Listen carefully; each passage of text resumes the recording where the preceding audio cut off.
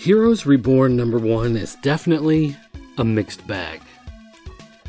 The story is interesting on some levels. We have a world without the Avengers, and the time stream has apparently shifted in many ways in order to make up for the fact that the Avengers don't exist. For instance, since there's no Captain America, there's no great hero apparently to inspire others.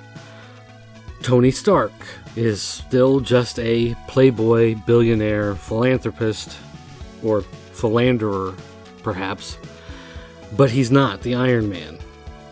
Thor is a drunk who lost his hammer and no longer fights for the small guy. In the place of the Avengers, we have the Squadron Supreme. The Squadron Supreme always stood as Marvel's version of the Justice League. And in this time stream, they are the go-to guys of President Phil Coulson, who apparently is not a very nice guy. He's arrogant, he's easily bought and paid for, and it just seems like this world is not very well off. Another strange thing about this world is we see that certain characters and villains have amalgamated together, almost as infinity warps. Dr. Doom appears, but now he has the powers of the Juggernaut added, so he is now Dr. Juggernaut. We also see Scarlet Witch make an appearance. But of course, she can't just be Scarlet Witch because that would be too easy. So they had to mix her with Quicksilver's powers, and she is the Silver Witch. We also have an appearance by the Black Skull, who appears to be, I'm guessing, the Red Skull, who has been taken over by Venom, and is now the leader of Hydra. It's just very odd. Some of these things don't make a lot of sense. Like, for instance, there's no Ghost Rider. Now, why there would be no Ghost Rider if there was no Captain America in this time stream isn't something that makes a whole lot of logical sense, considering the fact that the Ghost Rider has been around for millennia. I mean, if we remember the Savage Avengers, the Ghost Rider was riding a glowing, fiery mastodon thousands of years ago. Maybe even millions. I'm not sure exactly how old Savage Avengers is. But anyway, the point being, a character like Ghost Rider predates the Avengers in the Marvel Universe. And yet, for some reason, changes in this time stream have taken Ghost Rider out of the equation. But I guess the biggest problem overall is the fact that this doesn't feel like a shift in the time stream. Instead, this feels like a shift to a parallel universe. If this was being sold as just a what if or an Elseworld story, I wouldn't have any problem with it. If this was being sold as Blade, I was thrown into an alternate reality, and in this reality there's no Avengers and he must find his way back home. That'd be interesting. But somehow the time stream has changed, And Blade is the only one who seems to know that this has happened. Now, he tries to find clues as to what happened, and he runs across Nighthawk of the Squadron Supreme. And apparently Nighthawk, being the Batman of the Marvel Universe, somehow knows that this is the wrong time stream, that something has happened, something has changed. But I guess the hook is supposed to be the mystery. Who changed it? Why did they change it? How did they change it? And we don't know. And the problem is, without any sort of clue or hint or some sort of look into the push as to why this would need to happen in order to put certain things together in this new and interesting way, again, it doesn't feel like there's been a shift in the time stream in order to be manipulated for someone's ill-gotten gains. It just feels like a parallel universe, which technically a shift in the time stream would create, but I guess that's a conversation for another day. The story is fine, but it could use a little refinement in order to make it a little more coherent.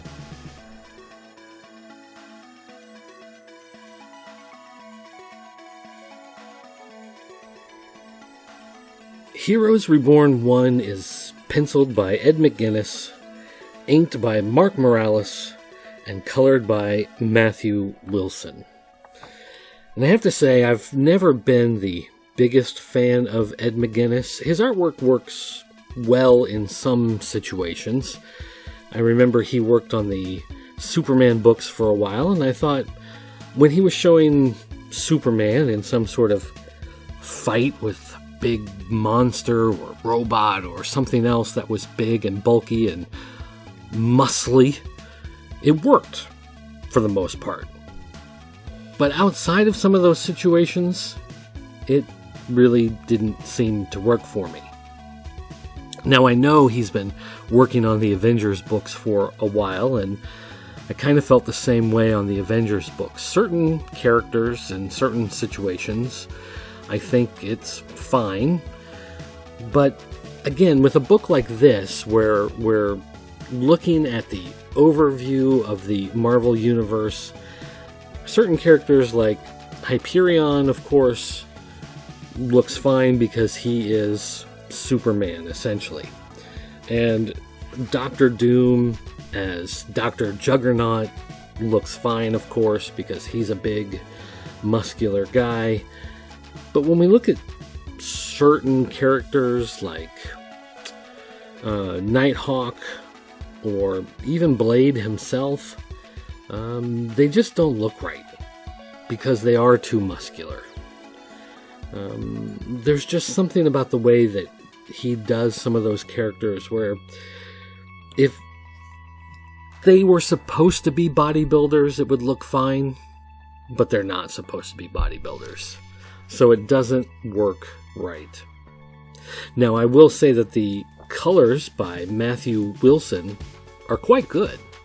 In fact, he does a wonderful job with a lot of the energy effects and the lighting. Especially Nighthawk when he's jumping out of the sky has a nice glow to him. Silver Witch with some of her magic powers especially look nice. Thor as he's yelling and screaming and banding about in his drunkenness, the lightning strikes, all of that looks fantastic. I think the coloring is really good in this book, but unfortunately I just don't think Ed McGuinness' style is perfect for a big universe sweeping book like this, and it just pulls me out of the story from time to time when I see a character like Blade, who's normally slender and sleek and a little more acrobatic, and he's looking more like Braun Strowman or some sort of giant bodybuilder WWE wrestler type. It just doesn't work for me.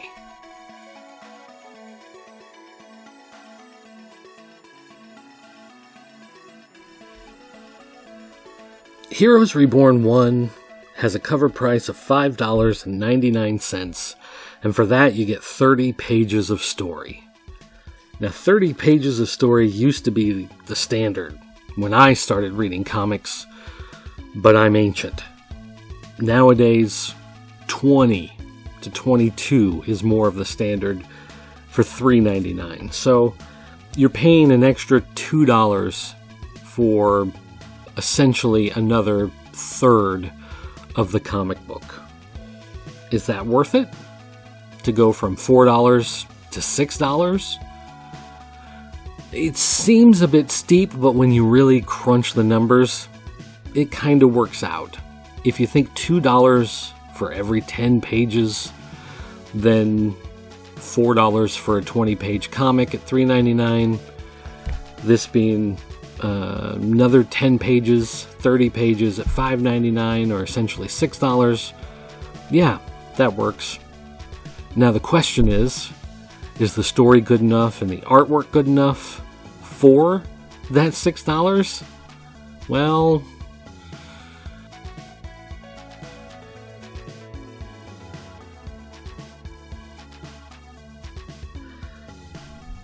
while I can't say that Heroes Reborn is a must-buy type situation for every comic book reader out there, I will say that this is probably the closest I've seen to a pure superhero story coming out of the Marvel Universe since maybe Secret Wars.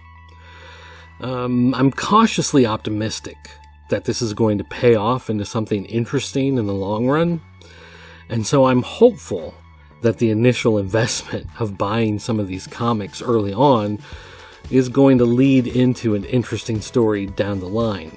But as I said in my initial statements, I really wish there was something more given to us in this issue to lay the foundation as to why we should care, as to why this is a manipulated timeline as opposed to an alternate universe. I'm hopeful that there's something hidden up Jason Aaron's sleeve that will make this worthwhile. And so I'm going to say, with my fingers crossed, that this looks like it's going to be pretty good. So for now, I'm going to stick with the series.